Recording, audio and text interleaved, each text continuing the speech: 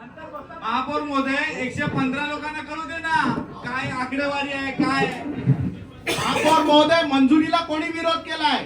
मंजुरीला कोणीच विरोध केला नाही. गेल्या वर्षीचे स्पर्धक पेड म्हणजे ज्यांनी शुल्क भरलेले असे स्पर्धक किती आणि त्याची रक्कम किती जमा झाली हे तर द्यायला पाहिजे ना त्यांनी. बाकी तर सोडा, बाकी डिटेल नाही विचारत, खेळाडूचं तर द्यायला पाहिजे. एक मिनिट. आता या माननीय महापौर महोदय, सन्माननीय सभागृह, माननीय विरोधी पक्ष नेते श्री पाटील साहेब यांनी जे काही प्रश्न उपस्थित केलेले आहेत त्यांना हवी असणारी माहिती या क्षणी या ठिकाणी नाही. गेल्या 2-3 स्पर्धांची आपल्याला माहिती आहे. नाही, मला बोलू द्या. आता या क्षणी नाहीये.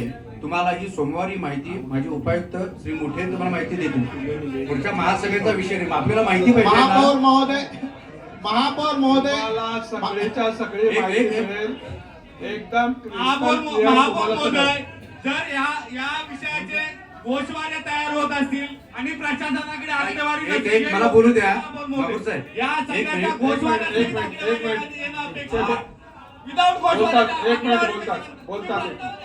एक मिनिट बोलतात. हा जो विषय आहे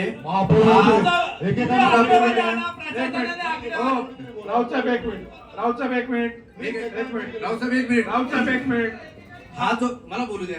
माझं 2 मिनिट. एक मिनिट महापौर महोदय, जर प्रशासन गोषवारा तयार करत असेल, त्यांच्याकडे आकडेवारी नसेल तर प्रशासन आणतं का असे विषय? परिपूर्ण विषय आणावे ना प्रशासनाने. नेहमी महापौर महोदय तुम्ही सांगणार परिपूर्ण विषय आणावा. शेट्टी साहेब, एक मिनिट. हा जो विषय एक आहे, मिनिट मला बोलू द्या. याच्यात कसं आहे, आज हा विषय ठरावाला मंजूर आहे.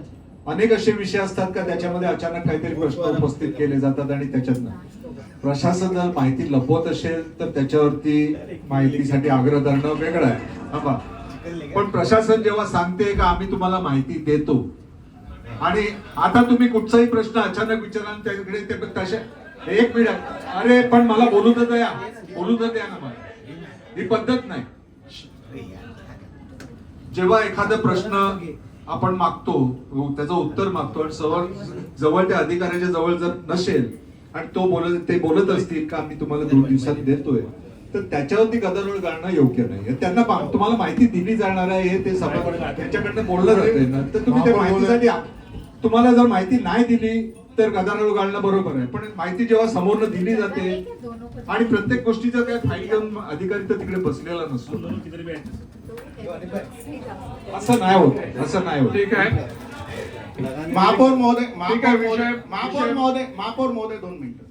विषय असा आहे की ही माहिती ज्या वेळेला हा प्रस्ताव आणला ना त्यावेळेला मी पहिल्यांदाच बोललो की तुम्ही खर्चाची बाजू सांगितली, याच्यामध्ये जे स्पॉन्सर आणि जमेची जी बाजू आहे याच्या संदर्भात काहीच बोलला नाही प्रशासन.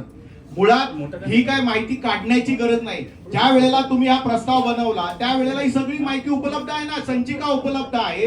आता तुम्ही जे काय सांगता आणि मुळात महापौर महोदय आता का आम्ही मागतो, कारण ही माहिती सभागृहाला मिळते, ही पटलावरती येते, ही रेकॉर्ड होते.